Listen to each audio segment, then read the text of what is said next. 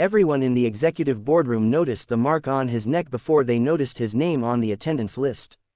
A deep, reddish bruise, half hidden under the collar of a worn shirt, stood out like a secret screaming to be exposed. The CEO's eyes narrowed. Her jaw tightened, and in that moment, jealousy flared, not because of love, but because she believed someone had claimed something she thought she owned. She leaned forward, voice sharp enough to silence the room. "Who did that to you?" No one knew that the answer would unravel years of pain, sacrifice, and a truth powerful enough to change every life in that room forever. Daniel Hayes arrived 10 minutes early, as he always did. Being early was safer. It meant fewer questions, fewer stares, fewer reminders that he didn't belong among polished executives and glass walls. He adjusted the strap of his old leather bag, the one his daughter had stitched together when it tore, and lowered himself into the farthest chair from the table. He kept his head down, eyes fixed on the floor, hoping no one would notice the faint bruise blooming on his neck.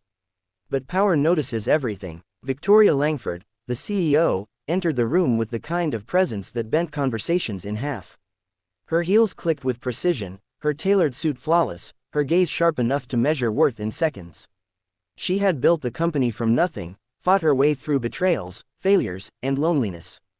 Control was her armor, and Daniel, quiet, reserved, always competent yet invisible, had long unsettled her. She didn't know why. Maybe it was how he never flinched when she criticized him. Maybe it was how he never tried to impress her. Or maybe it was because, years ago, she had seen something in him she had never admitted aloud: potential, warmth, and a life she never chose.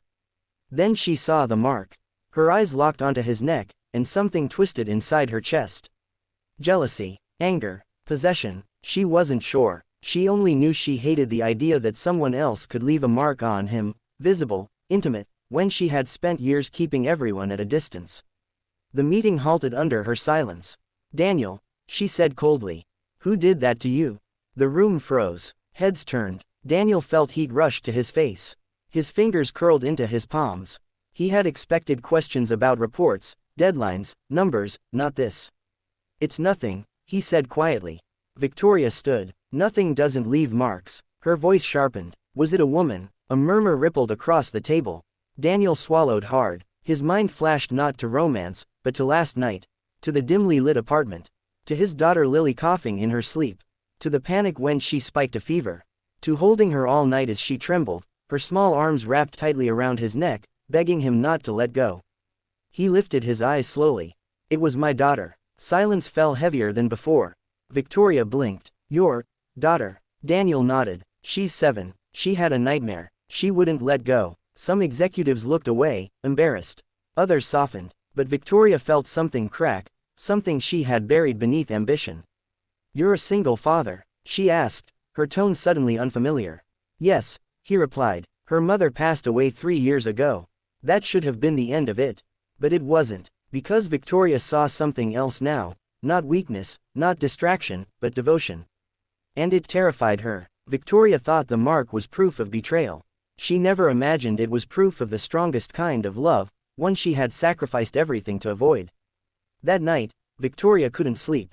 The boardroom replayed in her mind. Daniel's calm voice. The way he didn't defend himself. The mark she had misjudged. For the first time in years, she felt ashamed, not of failure, but of envy. She had power, wealth, respect, yet no one waiting for her at home. No small arms clinging to her neck. No reason to be needed. The next day, she did something unthinkable. She followed him. From her car, she watched Daniel exit the building, shoulders slumped with exhaustion, then head toward a modest apartment complex far from the skyline she ruled. Through a window, she saw a little girl run toward him, laughing, leaping into his arms with pure, unfiltered joy. The same arms she had questioned. The same neck she had judged. Victoria felt her chest tighten. Inside the apartment, Daniel read bedtime stories, cooked simple meals, and worked late into the night on company files after Lily fell asleep. He lived 2 lives, one of responsibility, one of survival. No complaints, no excuses. Days later, Lily collapsed at school. Daniel arrived at the hospital frantic, shaking, helpless. When he saw Victoria standing there, having used her influence to rush medical care, he was stunned. "You didn't have to come," he said. "Yes, I did," she replied softly. That night, sitting outside the hospital room, Daniel finally spoke about the weight he carried. About choosing his daughter over promotions. About missing meetings to attend school plays. About hiding bruises, exhaustion, and fear so no one would doubt his worth. Victoria listened, and for the first time in her life, she didn't interrupt. Weeks later, Daniel was called into her office. He expected criticism. Instead, she said, "You deserve better support. Not because you're a father, but because you're human." She implemented flexible hours, family-first policies, real change, and when she looked at Daniel, there was no jealousy left, only respect. The mark on his neck faded, but the mark he left on her life never did. Final hook and message leaves viewers inspired. That day, the CEO learned a truth no boardroom ever taught her. Success isn't measured by what you control, but by who you show up for when no one is watching.